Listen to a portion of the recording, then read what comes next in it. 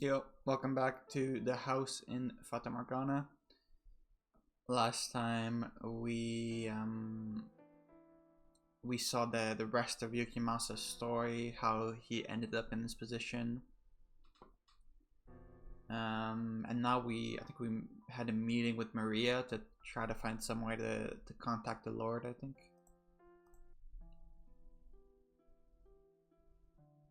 Volume is really quiet. Oh, there you are. Thank God you came. Sneaking onto the church ground is a bit unnerving, so Are you alright? You look like you just came back from the dead. I'm fine. Thank you for coming. Now, to continue our conversation from yesterday.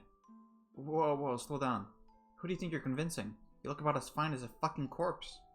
If you're not feeling well, we can always do this some other time. No, we can't. She's gonna die tomorrow. And whoa, what happened to your hand? It's a minor injury. Actually, she's gonna die... No, tomorrow. Yeah, tomorrow. Nothing of any significance. Seriously, who do you think you're convincing, man? Just tell her. I can get around just fine without a few fingers. You gotta take yourself into consideration too. You can only run on raw determination for so long. Imagine how it makes me feel for a second. You asking to talk and showing up looking like that. If you want to get anything done, you gotta take care of yourself first. Head on back to your room and rest. Let's do this some other day, okay? When you're feeling... I don't have that kind of time. Noon tomorrow, that's my deadline. I have to take care of everything before then. I know damn well what condition I'm in, but that doesn't change what I need to do. If I don't, I can't save Morgana. I can't get Giselle back. That makes it all the more important you get your rest. And when do you suggest I do that exactly? Honestly, I don't get where you're in such a damn tizzy. Get a hold of yourself, man. Why does she keep saying man? I am plenty calm. It sure don't look like it. You're already pushing yourself to the edge. I don't want to be responsible for giving you that last nudge. So quit bickering with me, get your ass back, and get some rest. If you don't understand the gravity of the situation, none of you do. You don't grasp how great an effect stopping what happens tomorrow will have. I have to keep moving, even if it means crawling through the dirt. If I don't, not only will I fail to make things better, Morgana's most certainly got even a worse fate in store for all of you, so long as her curse lives on. I'm the only one here who knows what awaits. So that makes you what, a prophet or something then? Not exactly, no. But in the terms of this time period, that would be the most apt description. Do you not believe me? Well, you know, that is asking a lot. That's fine, you don't have to. But at the very least, I want you to believe that I genuinely believe something terrible is going to happen tomorrow if I don't do something. That I think I don't have time to waste. All I need you to do is tell me what you know. Could you do that for me? Assuming you actually are a prophet or whatever, why don't you just, you know, get the hell out of town? Oh, wait, I didn't think of that. Say, fuck it, this is too much, and vanish into the night. No one's gonna blame you if you do. Hell, is anyone even gonna notice you did anything if you do succeed? I'm not in this for attention or praise. I cannot sit idly by, knowing what I know. Seeing what has happened and what will. Knowing what Morgana went through, what she felt. I can't abandon her, not anymore. I can't let my knowledge go to waste. While it is true that the mansion will continue to be wrapped in darkness so long as Morgana's curse remains in effect, and nothing can be put to rest until I do something about that. That's not my sole motivation anymore. I sincerely want to help Morgana. Giselle, is this what you meant when you told me you wanted me to save her? Oh yeah, Giselle! You seem like the kind of fellow who's always fretting about something or other. You don't know how to take it easy, do you? Considering he lived alone in a mansion for like a decade, I think he's good on that front. But I guess in a way that's kind of why you can fight so hard, huh? Alright, you win, I'll talk. Anything you want to know, I'll tell you. Thank you very much. But you sit your butt down first. Ah, okay. Haha. Morgana said that? She did. She described her 3 years there as one of the brightest periods of her life. Didn't we already tell her this? Huh, who'd have thought? Damn, that's kind of really great to hear. Did she never tell you herself how she felt? She never really made much of an attempt to be part of the group. Didn't we already have this conversation? Well, she was like she had these colossal walls all around her. I can see that. Yeah, so I always kind of felt like I never knew if I was sticking my nose in too far or not, you know? She appreciated what you and the other woman did for her. After the raid 4 years ago, she ended up in the hands of a slave trader. As she was being transported, she said this with tears in her eyes. I'm sad because I didn't get the chance to show my gratitude to people very dear to me. Well, damn. So is that, you know, absolutely 100% exactly what she said? You're not just pulling it out of your ass, are you? Those were her exact words, yes, as hard as it may be to believe. Nah, I believe you. I'm just surprised is all. I mean, just, wow, yeah. If I'd known that was how she felt, maybe I would have been a little friendlier with her. You weren't friendly with her? Not especially. I mean, that's not to say I was cold or anything. It's just that all the girls kept a bit of a distance from her. Not because we didn't like her, but because that's what it looked like she wanted, some distance. None of us were really cut out for the caretaker gig. As much as we'd loved to be some kind of mother figure for her, we just didn't have it in us. Who was closest to her? He's dead. The slave, yeah, I remember. The slave. Michelle remembers too. Huh? What's this about the slave? There was a young man, a slave who participated in the revolt at the Lord's Manor, who saved Morgana's life. Ah, yeah, that's the guy. He was the closest of any of us to her. Or, okay, so that gives you confirmation that we're not pulling this out of her ass, because we knew that. Or at least he gave her the most attention. And he's 6 feet under. That's unfortunate. What can you do? People come and go. That's just the way of things. I thought that maybe if you were still alive, that would improve our chances of saving Morgana. Improve our chances? There's only one way about it. We smash the Lord's fucking skull in and take his key. Okay. That's not an option. Doing that will not alleviate her hatred. Unlike what we did with Yukimasa, which I'm sure made her feel a whole lot better. Would you be willing to accompany us when we go into the observation tower? Huh? Me? Why? I want you to be there to say something to her. I'll say whatever you want me to say once you've gotten her out of the tower. Don't you think being able to hear the voice of someone she cares for when she's finally set free would do more to pull her out of the darkness than anything else? That's all the more reason it can't be me. Why not? Like I've been saying, I was never that tight with her. I kept my distance. I can't do anything, not with the reasons you've given me for why she's so full of hatred. I have no other options though. You know, actually, while I doubt this will do much in the way of getting rid of her grudge, there is something I was supposed to give her but never got the chance. Oh? It's nothing special, just a rinky-dink little necklace, but if you get the chance, would you mind giving it to her? If anyone, that should come from you. It's not from me. It was supposed to be from the slave. He got it for her as a birthday present, but that was the day the brothel got raided. So yeah, that's the story. Make sure she gets it, will you? Okay. I think this is gonna be important. Okay, I will. Thanks, man. Stop calling me man. Well, now that that's all out of the way, I should split. Best of... Oh, there you are. Is that Nelly? Yeah. You weren't in your room. I was worried sick. What are you two doing here? You're going to talk to the Lord tonight, right? So, there's a chance you might be able to set the Saints free. No way am I going to miss that. That's why you're here? That, and to say goodbye. I want for them to make preparations as soon as the girl's released. You feel the same way, Nelly? If Mal tells me he wants to, then I won't stop him. But he was threatened, so if it's possible, I don't think there's any need for him to rush to be punished. I don't want to lose my brother. Surely there are other ways he can atone. That's reasonable. I do feel guilty about what he was put through. Yeah, I agree. It's not your fault what he did. Anyway, I'm really anxious about tonight, but I'm sure it'll all turn out fine. Why did Michelle say ... Does he... I know Michelle like doesn't like Mel, but does he want Mel to be like executed for what he did? Like, you'll make it work, won't you, dearest Michelle? I'll do my best. Oh, come on, you've got to act confident. Take care of my Mel for me too. He's very fragile, so handle him with care. Like a big old box of china. Is he really that fragile? As for me, if he looks like he's going to do anything he shouldn't, would you stop him for me? Yukimasa? I don't think we could if we wanted to. I wish I could be there to do it myself, but, well, he insists only the people directly involved should be there, and I want to respect that. I was never going to allow anyone to get hurt anyway. That's good, thank you. He and the Lord may have caused the girl a great deal of pain, but I still don't want anyone to get hurt. Some people deserve it, and I say let him have it. Nah, Maria, don't be like that.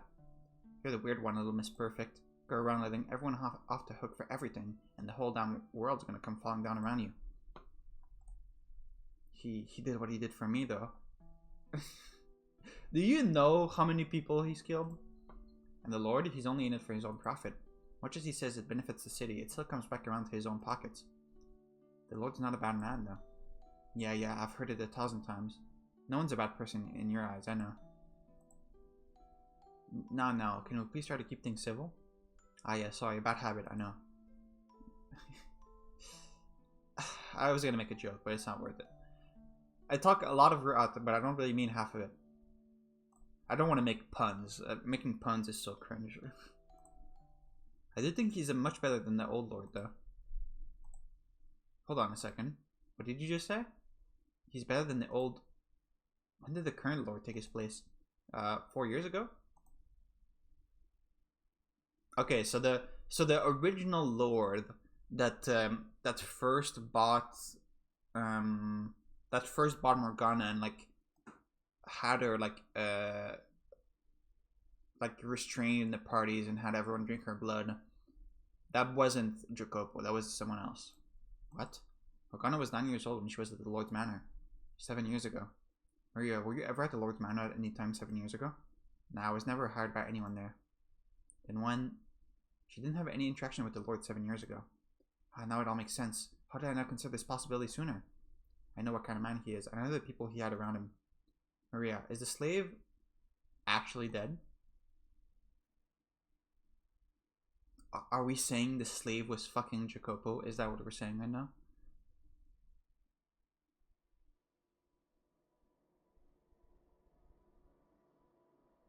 How? You'd better have a damn good reason for this. Oh, hello. I came because you said you had something important to discuss. Now, care to tell me who the hell this white-haired man is and what he's doing here? You neglected to mention we'd be having company. I'm the one who asked him to arrange this meeting with you. And who the hell would you be? He's an angel. Or a prophet. What? Did you both finally snap under the pressure? I'll leave it for you to decide what you think I am. I will say though that I know everything. I know you've got a girl in prison in the observation tower. And I know you're taking her blood and calling it medicine. Passing it out at the church. Which one of you squealed? No one told him anything. He just knew. He knows everything, including my deepest desires and what happens in my next life. He's probably peering into your soul this very moment. You've completely lost it, I see. Well, how you got your information doesn't matter. All I need to know is this. What are you hoping to gain from it? What? My downfall? What? Morgana's freedom. I want you to give me your key, and then I want you to tell me your story. I've come here from the future, from the world after Morgana's death. Her soul courses with hatred for the three of you, and she's placed a curse of eternal suffering on your souls. Has everyone at this damn table gone mad? Do you seriously think I would believe that nonsense? Don't interrupt me. Nah, I'm kinda... Michelle kinda little bro the Lord. My objective is not so much to rescue Morgana's physical body from the tower, but to save her soul from an eternity of loathing. I can't achieve that on my own, however, because I am not from this time. I have had no direct interaction with her or anyone else here until just recently. In order to make her have a change of heart, I need to gather the truth from the people who are from this time. And I suspect that you hold the last piece of the puzzle, the biggest piece, that you have a far deeper connection with Morgana than anyone else here. No, I'm all but certain of it now. Your perspective is crucial to accomplishing my goal. Tell me your whole story, please. How you ended up capturing and imprisoning Morgana. What you taught and felt along the way. The truth will get through to her, I know it. That will be the turning point in all this. Her curse will be no more, and you will all be returned to the path you were meant to walk. Everyone will have their salvation. Someone threw this madman out. I won't do it. Neither will I. Damn the worthless curs. The music's a bit loud. I'll call the guards then. Who do you think I am exactly? I am the lord of this land. Under ordinary circumstances, I never so much as deign to speak with you, lowly peasant. Now get out of my sight, or I'll take it as an act of aggression, and you'll find yourself without a head. In this room right now, you're not a lord, you're a lone man. Until you hand over your key, we're not letting you leave, and you'll find there aren't any guards for you to call. You're all alone on this estate. Your preoccupation with staying out of sight played right into our hands. Accept your defeat, Lord. We've already agreed to set the witch free. Cowardly worms. Ironic coming from you. I didn't think you'd turn cold quite so eagerly. The nun and your kid sister are in on it too, I take it? We're only working for you. We never felt any sort of allegiance to you. Loyalty founded on what one has to gain or lose is far more resilient than uncertain, fluctuating feelings. it would appear this white-haired man shattered that from the foundation. How long have you been colluding with them, Kerr? I arrived in this era 2 days ago. What? 2 days? In just 2 days you got these worms dancing for you? They are not dancing for me. I merely spoke with them and they listened. You're a disturbed man. You couldn't possibly have won these two over in a mere 2 days. He's no ordinary man. As we've said, he knew everything. While I was talking to him, it felt like he was looking directly into my soul. He's definitely an unusual one, yeah. It felt like he's known me my whole life, even though he just showed up out of nowhere 2 days ago. I didn't believe what he was saying at first, but he knew things he couldn't possibly know. My secret wish, something I've never told anyone before. I don't know what kind of tricks you're playing, but now I know why I've never seen you around. If you'd been lurking around the city for longer, sticking your nose where it didn't belong, I would have taken notice sooner or later. Ha, I'm impressed. In only 2 days, you managed to convince them both to betray me and set me up. I am indeed the one in charge of this operation, so if it's the witch you're after, I'm the obvious target, yes. And the 2 dogs there surely have some pent-up rage. So I think you're going to tie me up and torture me until I tell you what you want to know? That's not a bad idea, what do you say? Give me the warden, he's in ropes. You would be a little bit too happy to do that. Wait, we agreed we weren't getting rough. I have no interest in solving this problem with violence. We're here to uncover the truth. We needn't exchange blows, only words. Anyway, if we're going to beat it out of him, we would have done so as soon as he walked through the door. We discussed this beforehand, we were only talking. No one's getting into any fights. Physically or verbally. That's right. Well, it looks like I've got no way out, so you got me. I surrender. Take my key. Go open the tower doors. What? That was easier than expected. It's a fake key! Don't believe him! It's a decoy key he always carries with him, just in case. Your key is not important right now. Your perspective is what I seek. Why did you make it so the lock required 3 keys? One person is more than adequate for the job, so why split it 3 ways? Is that any of your concern, Kerr? Was it because it was too much weight to bear alone? You didn't actually want to imprison Morgana, did you? Let's just keep reading. Something somewhere went wrong. You backed yourself into a corner and couldn't escape. I'm done listening to you. And am I right or am I wrong, Lord? Or should I say, Jacopo? Jacopo? But isn't his name Jean-François Barnier? That's Lord Barnier to you insolent child. You seem to be a bit confused. I'm son of the House of Barnier, which means I'm royalty. No, you are not. I don't know how you came to start calling yourself Barnier, but there's not a drop of royal blood flowing through your veins. The slave revolt at the Lord's Manor 7 years ago. You were there, weren't you? Okay, so we're saying he's the slave, and through some fucking miracle, he ended up as Lord somehow from that in 4 years. In less than 4 years. In like less than a year? Because Maria said the new Lord came into power 4 years ago.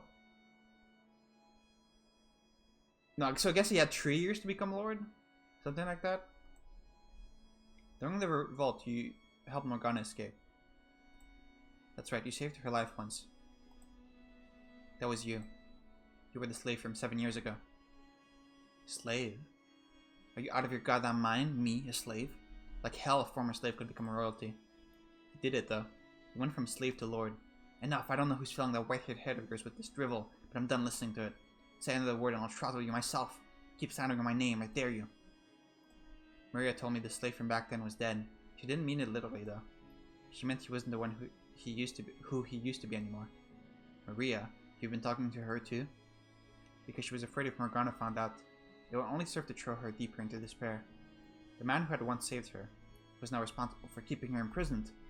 Do your ears not work, Kerr? I said I've had enough. I need your perspective.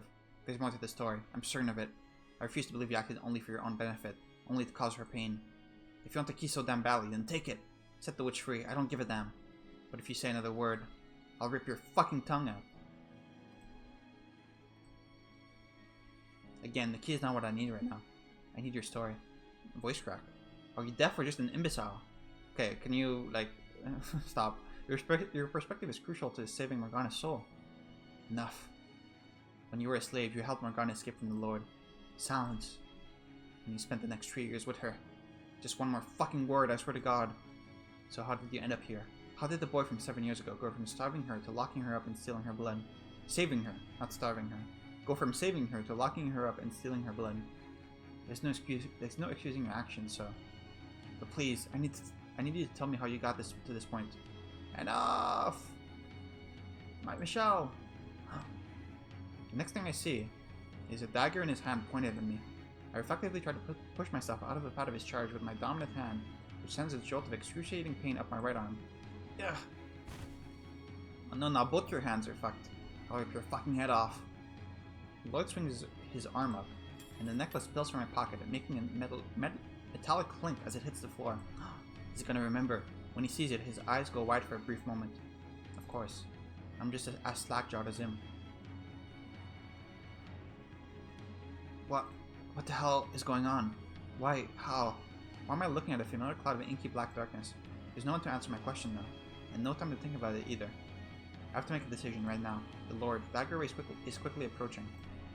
Okay, is this going to be another one of those timed choices where we have to pick quickly? Off to the side, the cloud of darkness is expanding. Reach into the darkness. I reach my hand into the darkness spreading from the necklace, and as soon as I do, what the hell is this? What's that black stuff? The blackness swells, consuming us all. What? No, stop! What is this? Don't make me. Watch this! His shouts fade into the distance, and my mind and body are swallowed up entirely. It's the same thing that happens whenever Giselle and I open a door. The same darkness I've gazed into again and again, and again and again in that cursed mansion. The house that exists outside reality. Are we getting a door inside a door? Far, far off into the distance, I can see a gentle light like a hole ripped out of the darkness. Green grass and colorful flowers rustling in the wind. I don't understand. The darkness, it was never present in the past. It was, I thought, a phenomenon restricted to the realm of the dead. So what is it doing here? But even my questions are, in short order, swallowed up by the void. Soon my body ceases to retain its form, leaving only my consciousness to be the sights, sounds, and emotions of someone's past. I become an observer, as I have many times before. Door number 9?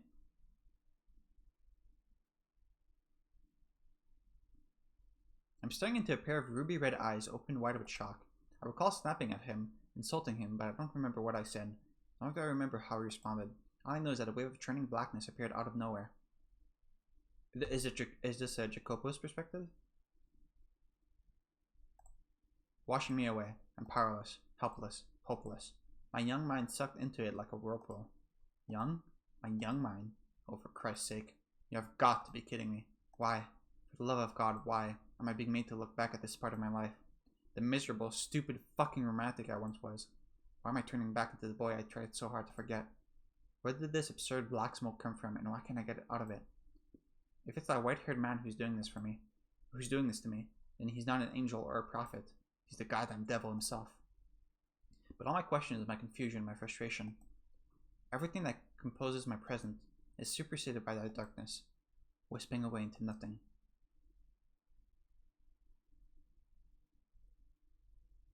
Oh, I saw that.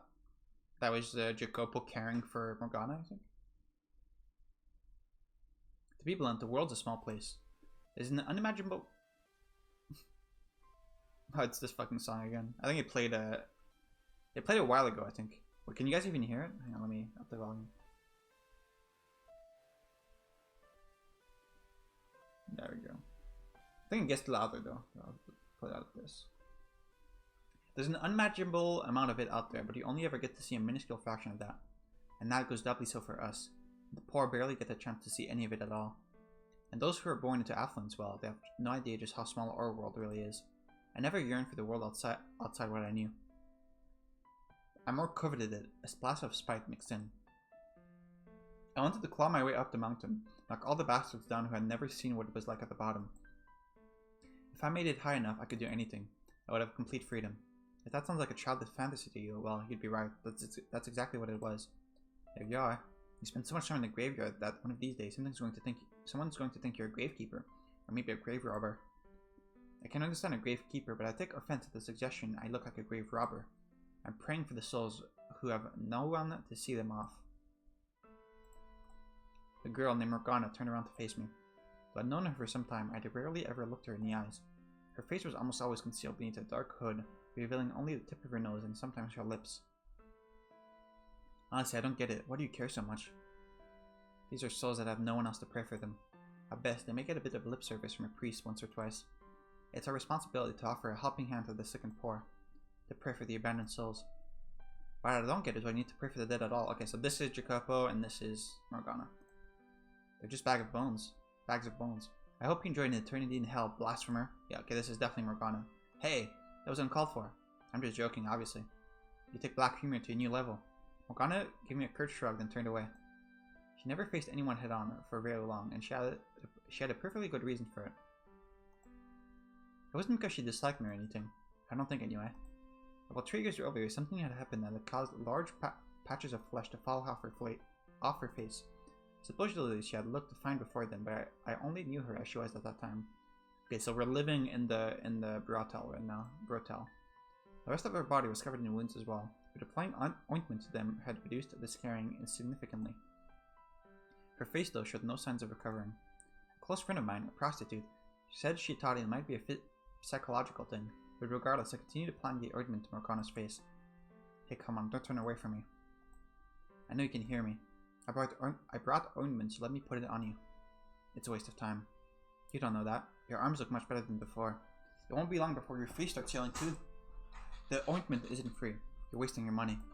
It's my money. I can use it however I please, so just shut up and let me do this. You're a very obnoxious man, you know. What was that? You want me to rub it in real hard, huh? Fine.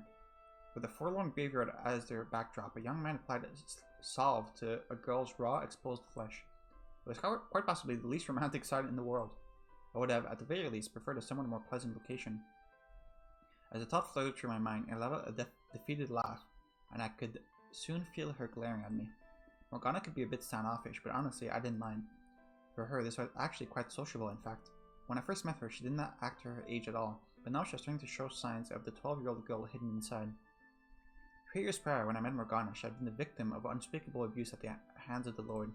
I didn't know why he had done those things to her, and I didn't ask either, because I knew doing so would only reopen old wounds. All I knew was that the Lord was so far gone as a human being as to brutally torture a 9-year-old girl. At the time, the only thing that ever seemed to come out of her mouth was the word of God. Everything she said or did was ostensibly for the benefit of others, but it felt to me more like she was acting out of some sort of sense of duty rather than genuine concern. Honorable, but ultimately hollow. I much preferred this Morgana, even if she could be a bit jaded. What are you hoping to get out of repairing my face? I'm not trying to get anything, I just want you to heal up. And here I thought you were going to try and make me work at the brothel. How many times do I have to tell you, I'm not going to make you be a prostitute. What other reasons do you have for wanting my face to get better? Because I want to see it. Isn't that enough? Just so we're clear, that wasn't me hitting on you, okay? That thought never occurred to me. She felt quiet, sitting there motionless as I rubbed the ointment into her face. Her skin beneath my thumb was rough and unpleasant to the touch, and honestly rather stomach-turning. It was hard to imagine her face would ever heal. What I'd said about wanting to see her face was true, but what I wanted more than anything was for her to be able to live a relatively normal life. I hope you prefer to be let down if I ever do heal. That possibility is just part of the fun. You have as much tact as a worm. No tact and bad taste. I'm a real winner. It's a wonder no one trottles you in your sleep. Being a guy, of course, I would have been pleased if she turned out pretty with her face healed. But her life was guaranteed to be easier than now, no matter what she looked like. That was what really mattered, ultimately. I could only imagine how hard it was to have your life turned completely upside down at the age of 9. A large portion of us in the slums had our share of misfortune. We still don't know why her face did that, right? It just literally did that, like, one day. Like, she was fine yesterday, and then the next day her face just looked like that. But hardly any of them is stacked up to what Morgana had to bear. She had no parents. When I asked about her mother, she got cagey with me, so I assumed she'd been sold off. When I asked about her father, though, she just pointed up at the sky, which I took to mean he was dead. Okay, but she meant that God was her father. A young girl, no family, sent off all on her own to some strange land, somewhere along the line, ending up in the Lord's cruel grasp. Misfortune felt like an understatement, if anything. That said, it wasn't just out of pity that I gave Morgana so much of my attention. The other reason, no, well, she'd probably go running if I told her. Hell, I wanted to hit myself over the head. I'll still be your friend even if you turn out to be the ugliest girl in the city. You should be grateful. How is it you haven't managed to chase off everyone in your life yet? I act like a decent guy around other people. Do my best to fit in. And why are you such a dolt around me? Just doing my best to fit in. Good one. So you're saying this is my fault? Everyone could use a turn or two. Makes it more exciting. You especially. Okay, that should be everything. Does it sting anywhere? Not particularly, no. Alright. I'll also finish up here and get back to Maria soon. Unless you'd rather I drag you there. Why? Seriously? It's your damn birthday, that's why. And? What do you think, Dim? Okay, this is when the Bratto's gonna get attacked. What do you think, Dimwit? She wants to celebrate. Get back there soon, okay? I'm planning to drop by too. Okay. Okay. She gave a sheepish nod, which was honestly kind of cute, but of course I couldn't say that. So I shrugged my shoulders, feigning exasperation, and then turned to leave. Once, I might have offered to accompany her back to the Bratto, but Morgana never seemed keen on the idea of walking anywhere with me. Maybe she was afraid of a grown man after what had happened to her at the Lord's Manor. Maybe she just didn't want me to be seen with someone who looked like her. So hey, I thought you were leaving. One day I'll show you the world. I won't get my hopes up. I'll show you the world, and by that I mean I'll lock you in a tower for the rest of your life. Get your hopes up, damn it. I said with a soft chuckle, and then I took my leave. I had every intention of making good on that promise, and I had more than enough reason to believe I could. 3 years back, there was a slave revolt at the Lord's Manor. That's not quite accurate though, because while I was partly responsible for inciting the riot, I wasn't actually a slave. The local lord was spoken of in whispers as the second coming of the great tyrant of old. The people were constantly grumbling about how he seemed to treat the land like his own personal playground, exploiting everything and everyone on it for his own amusement. When enough stress and resentment built up in a contained space, all it takes is a little shove from the outside to burst. And that was our plan. Me and a number of other dissatisfied citizens gathered together to pop that bubble and give the Lord a taste of how we felt about him. So you're not a slave? Okay. With the help of a slave trader, I infiltrated the Lord's Manor. I'd known slaves weren't treated well, but seeing it for myself, I thought most of these people would have been happier having been bought as a dog or cat, and owned by someone who actually had a heart. It was revolting, a flagrant injustice. Broadly speaking, there are 2 types of people who see injustice in the world. The first are those who have everything, who sit unchallenged at the top of the world, looking down on the less fortunate with pity. The second are those with nothing, who wish to overthrow the entire system, keeping them down. It should come as no surprise that I fell in the second camp. Once I was inside, I went around the manor, telling all the slaves about our plan. Most of them had long since lost the will to fight, but with enough assurance that there were people on the outside ready and willing to help. Glimmers of hope started to return to their eyes. Finding out they weren't alone, that they weren't helpless anymore, had an incredible effect on their morale. And once the slaves were convinced, the revolt began. It ended up being much larger in scale than I had imagined, and many lost their lives in the process, but the majority of them managed to escape. Naturally, the slaves couldn't stay in the city, so I directed them to people waiting outside who would take them to another city or a neighboring country. I neither the money nor the power to guarantee them a good life on the outside, but it hardly mattered to them. Everyone was sure that wherever they ended up would be better than staying, and I prayed that would be the case. It was during the revolt that I saved Morgana. I would have sent her off somewhere else like all the other slaves, but she was in so dire condition when I found her that she could hardly even move on her own. She had been sapped of all her willpower. And by willpower, I mean her blood. Like literally, she had been sapped of her blood. So I brought her to the brothel where a friend of mine worked and asked her to take Morgana in. My companions and I reveled in the revolt's success. It wasn't enough of an accomplishment to have any real political implications, but we still felt like heroes. Drunk in victory, we started talking about going bigger, starting a full-on revolution. Once the elation passed, though, we realized there wasn't much more we could do. Even if we did manage to start a large enough uprising to kill the Lord, we were only peasants. Not only did we not know the first thing about ruling, the other counts would never acknowledge our authority anyway. But we'd pretend to be in control until the next in line showed up, and that would be the end of that. So we just ended up sitting on our thumbs, no way to do anything about our discontent. Skip forward to about a month before Morgana's birthday. One day, a middle-aged woman approached me. I had never met her before, but she had wavy hair that reminded me a great deal of my own. Looking me straight in the eyes, the woman said, I was once a maidservant for the Bagni estate. They've done their best to keep it a secret, but I had a child with the previous lord, and that child is you. The revelation came completely out of the blue. According to her, I had royal blood, and if we could convince the lord of that, I would become a royalty. Furthermore, she, as my alleged mother, could return to her whole life at the manor. Source? How? Okay. How? I guess this is more of a historical question, but I wonder how, like, these, like, bloodline disputes were resolved back in the Middle Ages. Because obviously they didn't have, like, DNA tests. Like, if Jacopo just shows up and says, oh, by the way, I'm the illegitimate son of the Lord, and he has, like, an older woman to back him up, do they just believe him? He could just be lying. and have like the maid like be in on it.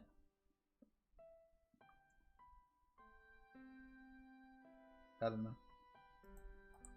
The woman urged me to take action, to meet the Lord, reveal my lineage, and reclaim my rightful place at the Barniers. I would no longer be a poor peasant living in the slums. I would have a comfortable life. I obviously wasn't going to agree on the spot. Her story was so blatantly dubious, I needed some time to think on it. If she was telling the truth, though, it could transform a revolution from a dream into a reality. We wouldn't be restricted to inciting inconsequential uprising. I could seize power legitimately and make some actual change. So I asked the woman to give me some time to consider. Have you decided what you're going to give her? That was the very first thing I heard when I stepped through the back door of the brothel. Maria, a short blonde-haired prostitute and good friend of mine, flashed me a devilish smirk. I bought a necklace as per your suggestion. Girls appreciate that sort of thing, don't they? Most do. Me, I've got a taste for knives and other such pointy things. I doubt she has much interest in those, though. Sometimes I wonder if you're actually a girl. Anyone could see that Maria and I were close, but our relationship was strictly platonic. Of course, given her line of work, it was unavoidable that people thought otherwise. And honestly, it irritated me every time someone suggested we were anything more than friends. Okay, so that's the same as in your next life. People have this annoying, short-sighted tendency to assume that just because a guy and girl are friendly, they must be intimate. It didn't matter that she was a girl, I only thought of her as a friend. And as best as I could tell, that's all she thought of me as well. I won't say anything. Maria and I first met when we were children. Even at that age, she was already a prostitute, myself a petty thief. We were both incredibly lucky to have survived to adulthood with only ourselves to watch each other's backs. It's possible the only reason either of us maintained the willpower to survive this long was because we had each other to bitch about life to when things got bad. So today, are you finally going to tell her how you feel? Excuse me? Tell her how I what? Don't be coy. You know exactly what, and it's about time you manned up and told her. I think you have a better chance than you think. I need to remind you how old she is? 12 as of today. Practically an adult. I was knee-deep in dick at that age. Jesus. You comparing her to you? Okay, I'm sorry. Why is Maria okay with it here? But a few episodes ago, when I said that Nelly was my type, she like freaked out and called me a pedo. Did she change her mind? The longer you hold off saying something, the more difficult it becomes. Break a leg. Party's gonna be in the back, so there won't be any customers around to interfere. Alright. I chewed over what Maria had said as I watched her disappear down a brothel corridor. She wasn't wrong, she wasn't over-analyzing. I did indeed have special feelings for Morgana. Women seem to have this strange, somewhat terrifying ability to read people's minds, and Maria was a prime example of that. I had never once so much as suggested to anyone I might think anything of Morgana, but Maria had someone managed to pick up on it almost immediately. Fortunately, she didn't seem particularly bothered by the fact. Though if anyone else were to find out, I could only imagine the looks I would get. I mean, Morgana was 12 and I was 22. That wasn't normal. I feel like that was normal back in like the Middle Ages though, wasn't it? I guess 12 is pretty young. I've never felt this way about anyone else that young either. Any other girl Morgana's age just looked like another kid to me. So why was she any different? She was covered in scars, and every other time we met, she would tell me to go to hell, and she refused to walk anywhere with me. And no matter how much ice I broke, I could never seem to get all the way through. Yet still, the world felt like it was just a little bit better place when I was with her. It made me want to see her smile, no matter how grotesque her face. How would I even go about saying it, assuming I actually did? Even if your face still isn't healed in 4 years, I'll take you as my lifetime partner, Morgana? God, no, that's terrible. There has to be a better way to put it. Now I was getting stressed out, and it was all thanks to Maria. This was supposed to be a day of celebration, not of fretting over stupid personal matters. Not long after I arrived at the brothel, I made my way to the back room. Maria and a handful of other unoccupied girls showed up. Morgana, who was supposed to be the guest of honor, was even more reticent than usual. The prostitutes chatted among themselves about working unabashedly graphic detail, creating info on which customer were good and which customer were bad, all the while Morgana looking incredibly uncomfortable. Do you guys think you could maybe change the subject? Like we have anything else to talk about? Making the birthday girl want to hide in the corner defeats the whole purpose, don't you think? Oh no, don't mind me. I don't have anything I want to talk about. Morgana said almost in a whisper, her head downturned. At least eat something then. The cookies are really sweetened and dry as rocks, but they're edible. Jacopo, you little bitch. You got some stones to shit talk my cookies into my face. Okay, so Morgana clearly knew that the Lord was the same person as the slave, right? Because she knew his name was Jacopo. Like she has to have known. Stop it, Maria. Stop throwing things at me. The other girls the other girls cackled as Maria and I bickered, hoping it might have elicited a reaction from Morgana as well. I stuck a glance over at her, but she remained expressionless. You are right about one thing though, this is Morgana's day. So let's change the subject. Maria said with a little laugh, having hurled everything within arm's reach of me. Like I said, I don't have anything to talk about. Sure you do, you just have to look a little harder. Not saying you have to reminisce for us, it can be anything. Let's see, here's an idea. Are there any guys you got your eyes on? I spilled my tea all over the table. There is. Then I started choking. What? Seriously? Holy shit. Who is it? Tell me, who's the lucky guy? God. Everyone fell silent. Maria gave me a sympathetic look, and I knew exactly what she wanted to say. Sorry, kid, you ain't got nothing on God. Asshole. If you're gonna dream big, right?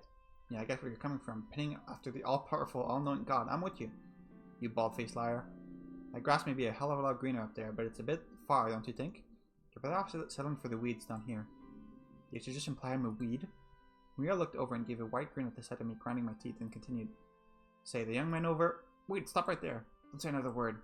Whoopsie, me and my big mouth. I almost did your job for you. Damn it, Maria. This was not good. Like hell, I was going to let her corner me into saying it here. I stole a glance at Morgana, but her gaze was locked on her knees. I couldn't see what, if any kind of reaction she was having.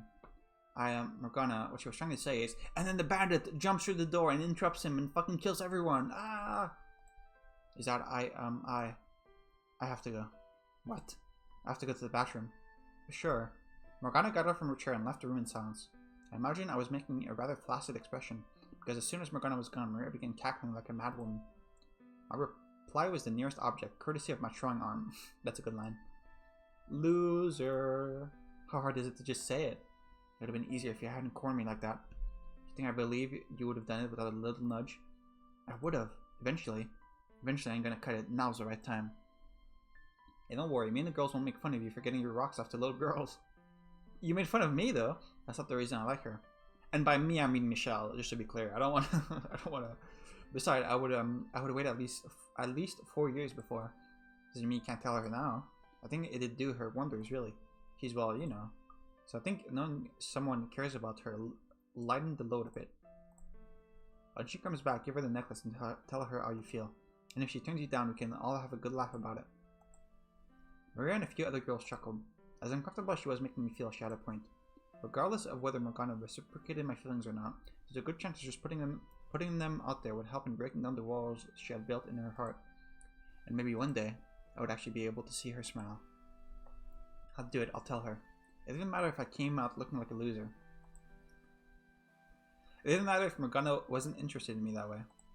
What mattered was that she knew someone accepted her, regardless of her appearance or the things she had been through. And if by some chance there really was real blood flowing through my veins, then I could make good on my promise to show her the world. I could put an end to her life of poverty and abuse, replace it with one of comfort and wealth.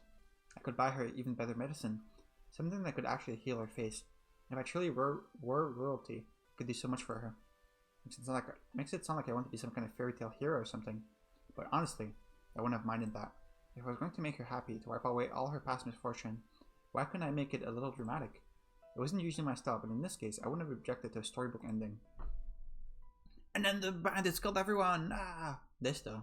No, this wasn't the kind of story I was hoping for. The heavy curtain separating the guest room had been torn to shreds, and they were splattered with blood. A man, apparently caught without enough time to defend himself, lay splayed out naked on the bed, his empty eyes fixated on the ceiling. The whole area reeked of blood. All I could do was stare stupefied at the carnage. What the hell? Why? How could this happen? My dumbfounded muttering went unanswered, though. The few who were still alive could no better make sense of the incomprehensible massacre than me. Oh, I'm on auto? Okay. The sudden arbitrary upheaval of her world. The inexplicable, inescapable reality. Shortly after Morgana stepped out, I heard a woman scream from the front of the brutale, next to a man shouting. At first, I assumed it was one of the customers losing his temper over something. But the tone of the scream seemed somewhat off or something like that. It wasn't long before the noise had escalated to alarming levels, so I dashed towards the source of the shouting. A good dozen men, bandits, or maybe thieves, they seemed more organized, had raided the brothel. Did the Lord organize this? They slaughtered all the customers, stripping them of any valuables, and they tied up the girls, killing any who resisted. The first thought that rose to my panicked mind was that I needed to find Morgana. I needed to get her out of here no matter what. I couldn't let her birthday turn into a tragedy. She had already been through enough, and I had to make sure she didn't suffer any further. I had to make her life into something good. I searched and I searched, but there was no sign of Morgana anywhere. Although suddenly, something seemed to crash into me from behind, causing me to stagger. It took a few seconds for the pain to set in, which is when I looked down to see the tip of a blade sticking out of my gut. Blood streamed along the metal surface, and there were little bits of flesh caught on the edges. I turned around just in time to see the man holding it kick me away, and before I had time to process what was happening, I hit the floor and lost consciousness. If I were a hero, I could have surely eradicated all the violent intruders in the blink of an eye, saving everyone. Protected that which I wanted to protect. Not that I had to lose everything, but I was a mere boy. A weak boy, helpless against a few robbers. A useless boy, unable to protect anyone. When I woke up, Maria was kneeling over me, sobbing. No sign of the tough, foul-mouthed girl I knew. Aside from her, there were 2 other girls also crying, leaving only 4 survivors. Apparently, I wasn't dead. Looking down, I saw my bare stomach wrapped in blood-soaked bandages. The brothel lay in ruin, a bloody pile of torn bedding, clothes, and bodies. I made my way back to the front, and all I could do was stare stupefied at the carnage. What the hell? Why? How could this happen? My dumbfounded muttering went unanswered, though. Maria stood beside me, quietly rubbing her trembling arms. Where's Morgana? I couldn't find her. Why not? I'm sorry, I looked everywhere. But I couldn't find her. I'm so sorry. I wanted to say I wasn't blaming her, but I couldn't find the words. If I'd had power, I could have prevented this from happening. What kind of powers would I have needed, though? The physical strength to overpower the thieves? No, I needed to think bigger. If I weren't a peasant, but someone of real influence and import, no one would dare to stand up to me. No petty thieves would ever even consider a raid on me, and I would have the power to punish anyone who tried. But regardless, this would never happen at all. I was supposed to give Morgana a good life, to show her the world, to make her smile. If only I had power. Absolute, unflinching power. If I had climbed to the top of the ladder when the chance was offered to me, this all could have been avoided. Would it? I don't see how you being a lord, even if you manage to become a lord in like 2 weeks, which is unlikely, how would it have helped protect the brothel? If only I had asserted my place as royalty a month earlier, as the woman who claimed to be my mother had urged me to. I get his reasoning though. I get like feeling powerless and like getting an obsession with amassing more power after like experiencing this event. The power to keep everything I cared about safe. The power to change this damn world. The power to stop those filthy thieves. The power to keep her by my side. I wanted power. I heard about the... Do you think... Do you think when he told Yukimasa to go kidnap Morgana, he just wanted him to grab her and bring her, and he could explain everything and be like, "Hey, it's me, Jacopo. You remember me? Do you wanna be my wife?" But instead, Jacopo just like decided to cut Morgana's arm on his own. Morgana showed up missing an arm, and Jacopo like freaked out and like. No, surely that's not it. I heard about the attack on the brothel, and that you were hurt. I'm so glad to see you a while. About a week after the raid, I went to see the woman who professed herself my mother, as you would expect of someone who had served at the old lord's manor. She was very elegant and graceful. The shack where she stayed, though, was a shabby, drab place with bare wattle and daub walls. What the fuck is that word?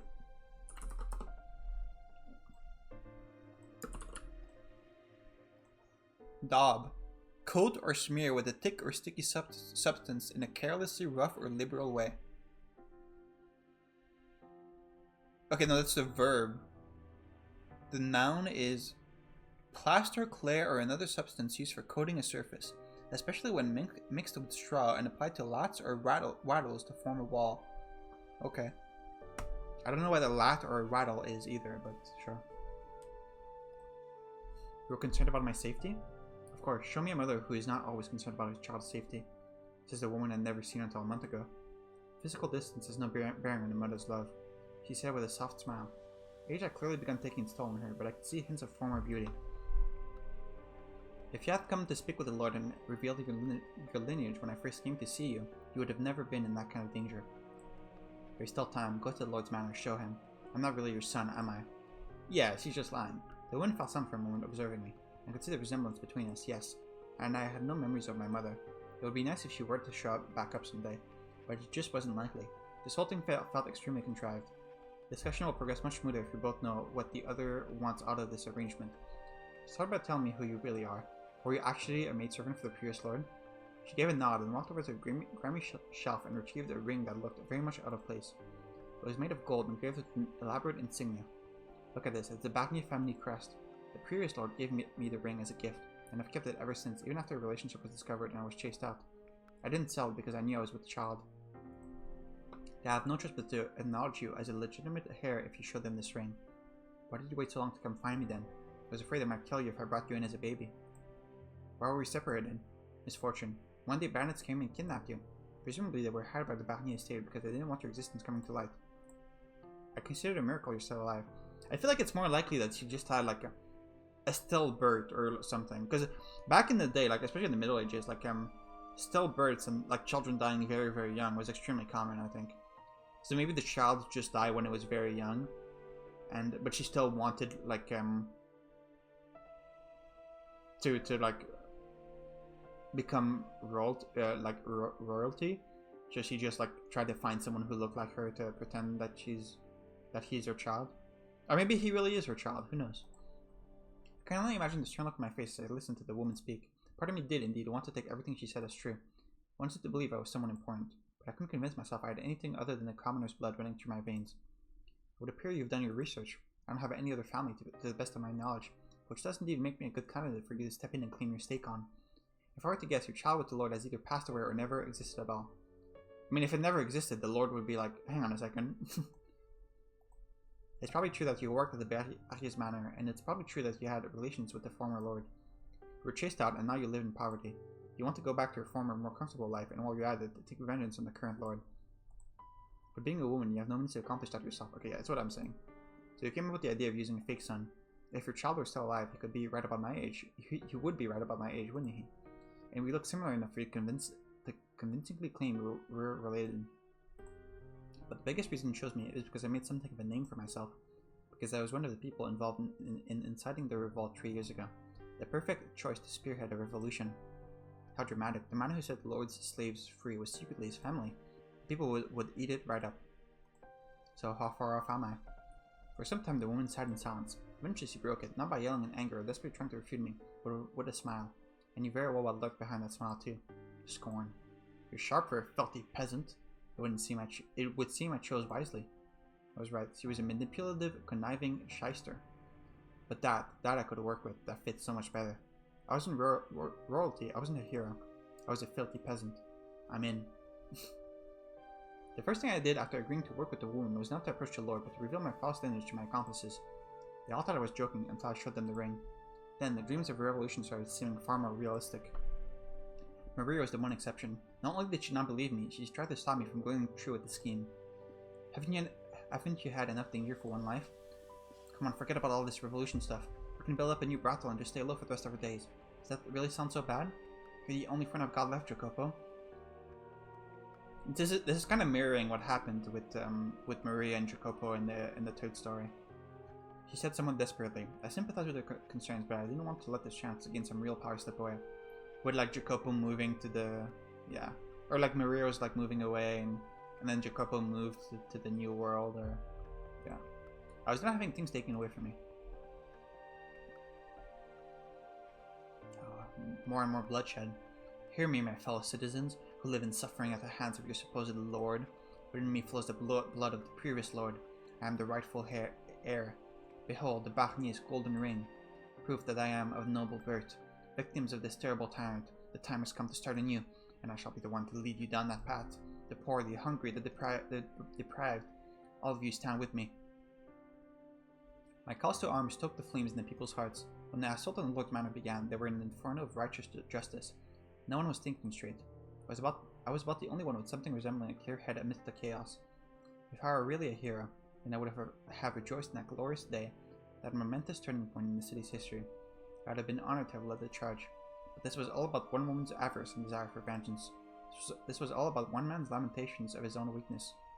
I wasn't motivated by any desire to help these people. The Lord, backed into a corner, begged for his life. I decapitated him, then held his severed head up for the people. Jesus. The cheers and shouts filled the air. As I watched them rejoice, I wondered, was this the future that awaited me? Would the people come after me next? Was my head going to be in one of their hands one day? The king and the other counts acknowledged my royalty. Though it was less because I had the Barney's ring, and more because they thought that was the best way to prevent things from getting any messier. So with their approval, I formally became the Lord of the Land. I also assumed the former Lord's name, because despite his reputation with his people, it was a name people knew, and one that held far more clout than my own. Oh, that's convenient.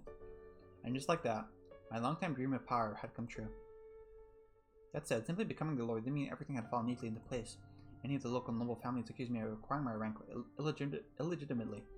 They waited, fangs bared, for me to slip up. They even tried to set me up on more than one occasion. I couldn't trust anyone.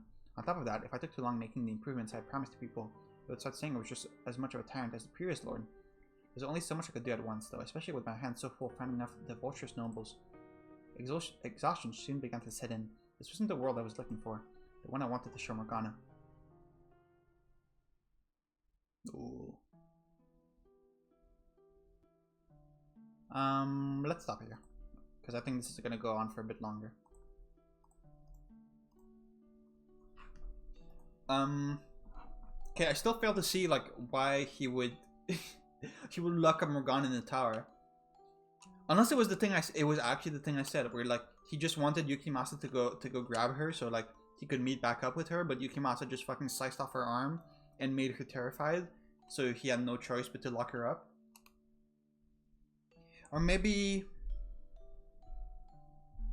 he's just fucking paranoid because everyone is trying to like backstab him, and he was worried that that Morgana would know something about him from his past or something. Or maybe what is gonna mirror the third story and is gonna be jealousy. Maybe he heard that Morgana was like walking along the lake with Mel, and he got really jealous that she would love someone else. So because of that, he locked her up in the tower. And that kind of mirrors how he locked up the white-haired girl in the shed in the garden in the third story. So that's probably it. That probably makes the most sense. But if that's it, I'm surprised he would have Mel in on the conspiracy instead of just like having him killed. I guess he did say that like if he killed Mel, then someone would notice. So maybe he's just keeping him alive, like even though he doesn't want to. He would rather kill him because he's jealous. It's probably that. That makes sense to me. But I guess we'll see if I'm right or not next time. Alright, see ya.